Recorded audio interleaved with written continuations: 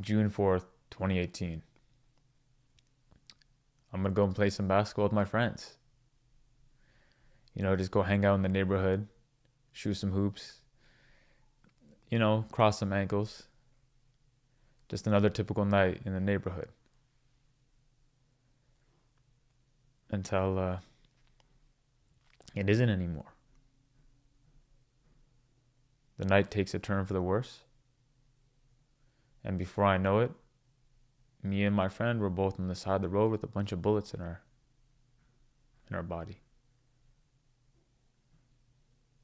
And then the next morning, I'm on the cover of the Vancouver Sun. I always knew I'd make the newspaper.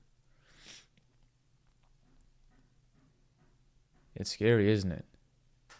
That this was the reality for these two young boys, Jesse and Jason.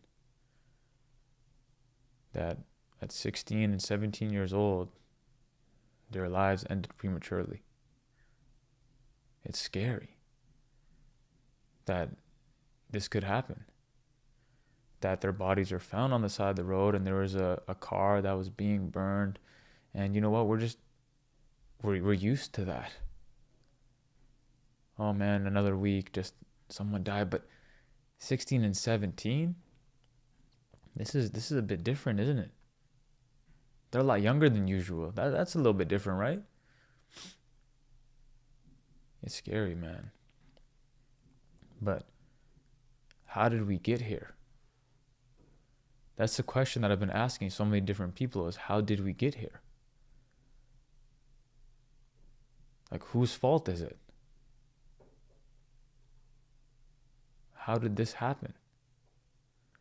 And so today I just wanted to, dissect it. The more people that I've been asking, the more I've been realizing, hey man, I think it's our fault. I think we all had a part to play in what occurred. All of us. Now, what do I mean by that? I wanted to, maybe talk about the different players. So a lot of people are blaming parents, right? Oh man, it's their parents. Their parents are the reasons why these kids go into a life that they do. But let's just think about it from a parent's perspective, right? Especially if you're an immigrant parent. So let's see. Let's say you're an immigrant parent. Let's say you're a South Asian parent. Let's say you're a parent that, you know what, you saw the atrocities that happened in your country. You saw what happened with partition, or you saw what happened in India in 1984. Let's just say you saw something atrocious, and this is not so far outside the realm of possibility. And so what occurs when you saw that? You got this generational trauma, right? And maybe you don't open up about it. Because I know that's a very big thing in the South Asian communities. We don't open up about what happened to us. So let's just say that you saw something like that, right? You fled your home and you made this promise internally that, you know what, I'm never going to make my kids go through this because I went through this. And so what happens? You bottle it up. You bottle up your emotions. You don't talk about what happened. And so let's add something else to that, just to make it interesting, right? Let's say that even back in your home country, you were someone that had a high-paying job, and a great education. You had a wonderful education, and then you end up coming here, and all of that it's worthless. It doesn't mean anything anymore. So now you start, let's say, driving a cab, or you start working at Subway, or who knows, you're doing a labor job, who knows? The possibilities are endless. And so you're working long hours because you want to give your kids a life that you couldn't have, or the life you were robbed of. So that's just the parent's perspective. Let's just say that's just the parent's perspective. Now, because of that generation of trauma, let's just add in that maybe alcohol comes into the mix and you start drinking. You start suppressing those emotions. Now, that's all very real. But on top of that, who sees all of this? Who witnesses it? It's your kids. So let's say, parents aside, the kids. The kids are born and raised here. Or maybe they're even born in another country and then they came here when they're very, very young. And what happens to them? At home, they're seeing one life, and then at school, they're seeing a totally different life. Right? They're confused. They're hybrids. They're confused. Now let's add into that there's a lot of pressure. Right? Especially in the South Asian community, there is pressure. Be educated. Be a doctor, lawyer, engineer. I've said it so many times. Great. That's fine. That's okay. But what if you're someone that's creative? What if you're someone that loves to paint or, I don't know, play sports? Who knows? Whatever it may be. And you're told, no, don't do that. That's not going to help you get that safety that your parents are looking for. Because again, it makes sense why they're looking for that safety. So for you, you're like, you know what? This is stupid. I shouldn't do this. And what happens? That pressure just starts building and building and building. And then let's say that a kid is just like, you know what? I'm tired of this. I'm going to go make my own money. Right? It seems like I'm a failure, so I'm going to go and do something else. And then on top of that, you have for the last 20, 30 years where it was cool to be a gangster, right? We made it cool. We did. That's the truth. Like, it became cool. Who doesn't want to be a gangster? It's okay. Right? So you have these kids seeing role models that are saying that, yo, this is what's up, man. This is cool. This kid now, or these kids, let's just say that on top of that, they see one of their friends or an older guy he's got some money. He looks like he knows what he's doing. And so he gets you into this life. Or you just start hanging out with him. Or her, whatever it may be. You just start hanging out in the wrong crowd. Your parents don't notice because, again, your parents are working so hard to make ends meet. So you're just hanging out with the wrong crowd. And then let's just even dive a little bit deeper. You talk about teachers.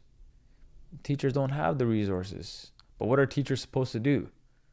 Teachers, they can go and tell the parents, but again, it's not like a lot of people really communicate. I find that's a very big problem within our community. So communication is bad. Now, on top of that, you have influencers. You have the people that seem like they got it all figured out. And you have them showing all these kids a life that, to be frank, isn't real. That, you know what? Look at these guns. They're sweet, man. This is awesome. I mean, we're gonna change the world with our guns, man. AK-47s and all of that. Yo, man, that's what's cool. That stuff is so cool. You know what I mean? That's what life is about. Have these guns, pictures with guns and all that. It's so sweet, man. So you add that into the mix as a young kid. You're seeing all of that. You're like, yo, man, that's what I want to be. So that whole gang life becomes more appealing. Now, who else can I blame? Who else do we usually blame when some kid gets killed? Who else? It's the police's fault, man. You know, the police, they're not doing a good job of getting these kids off the streets or trying to educate them as well. But it's like, even as a police officer, all you're seeing is these kids that are yelling at you every time that you go to them, right? You're walking up. There's so many videos that I'm sure a lot of people here have seen, where you watch these kids swearing at police officers and being disrespectful and all of that. So after a while, it's like, man, okay, these kids they're bringing it upon themselves. Let's just say, who else is a major party within this whole thing? We've got the parents, we did teachers, we've done influencers, we've done some police officers, but again, I think it's our fault. It's not one of them, it's all of us. It all compounded to get to where we are, to a place where a 16 and a 17-year-old kid were found murdered on the side of the road. It's our fault. We got to stop thinking that, you know what, it's that one reason why we're here. Hell no, it's a combination of all these things, and I'm sure I missed so many other reasons why. Why this community, again, is just getting used to this now. It's so normal now. That's why I wanted to make this video. Is we're not going to be able to move forward from this stuff and solve this problem with one solution. It's going to be multiple solutions working together. It's going to be parents realizing, hey, you know what, maybe I do have to open up about this horrible stuff I saw. I know I saw this stuff, but maybe I got to open up because then my kids will be more open with me.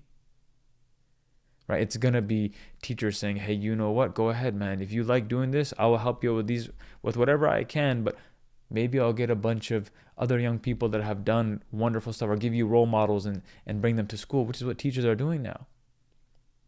Right? From the influencer perspective, maybe it's us realizing, hey, we need to do a community discussion. We need to realize that, hey, there's influence. These kids do watch, they do see. Maybe we need to put the guns away, because how many more kids are we going to, I don't know, how many more kids are we going to bury, man? Or cremate, or whatever it may be. How many more kids are we going to do that to? I get it. Guns look cool, man. I get it. Cool. It's your message, but we got to go deeper than that, man, because now kids here are dying. Then there's the police. Right? Maybe we got to do, again, these community-led discussions where we all come together and we humanize police officers, because they're just like you and me, man. I got a lot of police officer friends. You think they like having to show up? Who do you think is the first responder? You got police officers, firefighters, you got paramedics. You see them coming to the side of the road, seeing these two dead bodies. How the hell do you think they feel? Don't you think that they want to find a solution to this as well? Right? We got to come together. That's what this is today, man. We have to come together as a community, because now you also see what happened in Toronto with Pavitar Bassi. I mean, it's leaking out, it's rippling out. It's going to all these different places where all these young people are getting killed.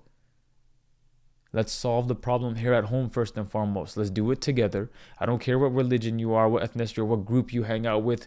I don't care. Let's just come together, because if we don't, then there's going to be more kids going to go and play basketball that don't come back home. There's going to be more videos I'm going to have to watch on the news where it's a young girl having to read a statement about the death of her young brother. I don't want to watch that stuff no more, man. But until we take responsibility, we're going to have to continue to watch it. And so that's it, man. It's up to us. It's all on us.